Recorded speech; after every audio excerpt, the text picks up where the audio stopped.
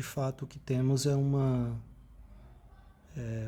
sociedade brasileira que vive na caverna, né? Se fizermos uma comparação com a alegoria da caverna de Platão, nós vamos perceber claramente como essa alegoria é atual em nossa sociedade. Temos uma sociedade que não conhece a sua própria realidade, né? Já foram feitas pesquisas que constata que o brasileiro é um dos povos que menos conhece a sua realidade.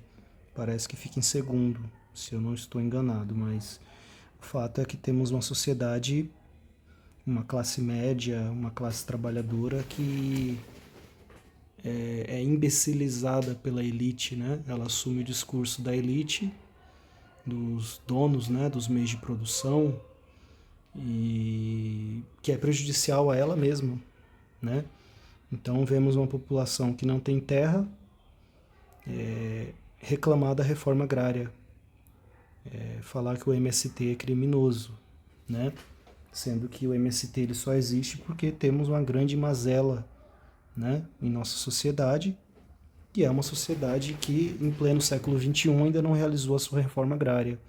Se compararmos com os Estados Unidos, por exemplo, esse país realizou a sua reforma agrária ainda no século XIX, né? Se entrarmos na questão de moradia, é a mesma coisa. As pessoas reclamam, por exemplo, do MTST, das invasões, sendo que essas pessoas nunca tiveram, com toda certeza, suas casas invadidas, né? E diz que o MTST é ladrão, é isso, é aquilo, mas não atentam para a raiz do problema, que é a falta de moradia, né? Reclamam dos programas assistencialistas, mas não reclamam, não fazem a devida crítica do fato de termos um país onde existe uma desigualdade assombrosa, onde a miséria vem aumentando novamente, né? Desde o fatídico processo de impeachment da presidente Dilma, mas até antes mesmo da presidente Dilma, ainda tínhamos uma taxa de pobreza que não é adequada para nenhuma sociedade, né? Vínhamos tendo uma melhora, né? Desde os governos ali do Fernando Henrique, depois passando pelos governos do PT, mas após o impeachment, né, da ex-presidente Dilma, tivemos novamente um aumento da pobreza, né?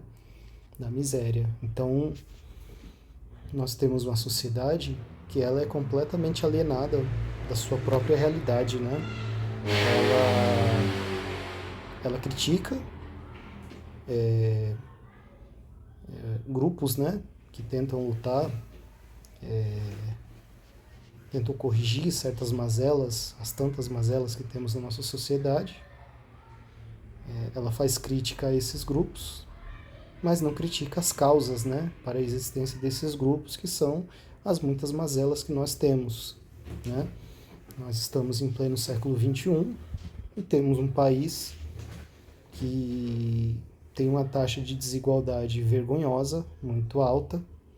Temos um país que é o quinto em feminicídios no mundo, se não tiver aumentado ainda mais, né?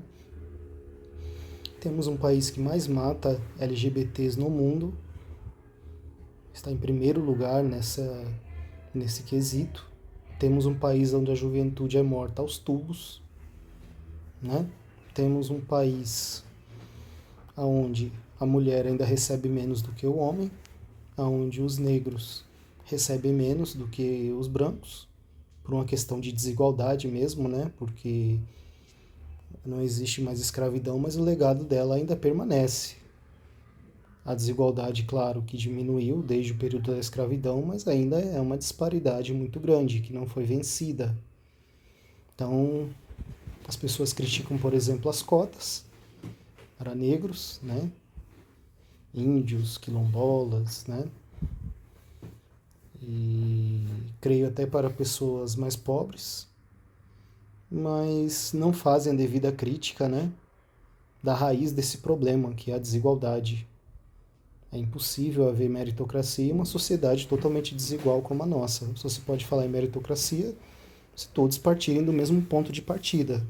Então nós temos esses inúmeros problemas mas a sociedade brasileira ela está totalmente imersa na caverna da alegoria, né? Ou no mundo do Matrix, do filme, né? É uma sociedade que não toma consciência dos problemas que existem em seu próprio seio, né?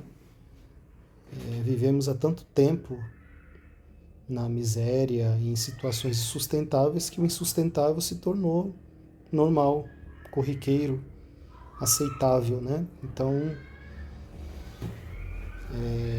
é triste. O triste não é nem a corrupção, né? O triste não é, não é, é a pobreza, claro, mas o pior é uma sociedade que sofre, que é injustiçada, mas que não percebe isso, porque existe uma elite que está lá em cima e controla os grandes meios de comunicação de massa, que controla as instituições, que cria uma bolha ilusória que faz com que as pessoas não percebam essa realidade que é prejudicial a elas mesmas. Elas defendem o discurso de quem oprime elas, porque elas nem percebem que são oprimidas. Então, antes de corrigir essas mazelas, qualquer governo que pretenda trabalhar para corrigi-las, eles têm que primeiro convencer a população disso, fazer com que ela veja essa realidade, que ela saia da caverna, né?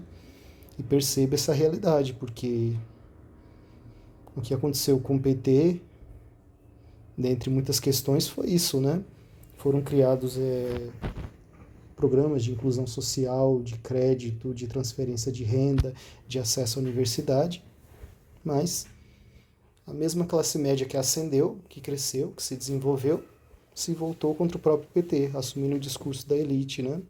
Que tinha todo o interesse de tirar o PT, porque foi o primeiro governo que criou um modelo político, um modelo de governo que, de certa forma, eu não vou nem dizer que os retirou do poder, porque isso não aconteceu. Não foi um governo que foi prejudicial às elites, muito pelo contrário. Mas eles não viram com bons olhos, né, os programas que nunca tinham sido feitos nessa magnitude no país. E fizeram o que fizeram. Criaram todo um processo de demonização da esquerda, do PT, e fizeram ser eleito um governo que está sendo prejudicial a eles mesmos, ao próprio empresariado, ao agronegócio. Então, essa é a nossa realidade. Vejam como a alienação, a mentira,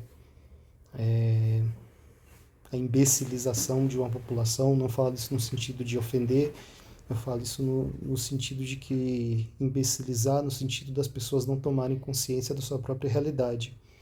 Vejam como isso é prejudicial a qualquer população, a qualquer país. O Brasil é o resultado de tudo isso, né? Beleza, pessoal?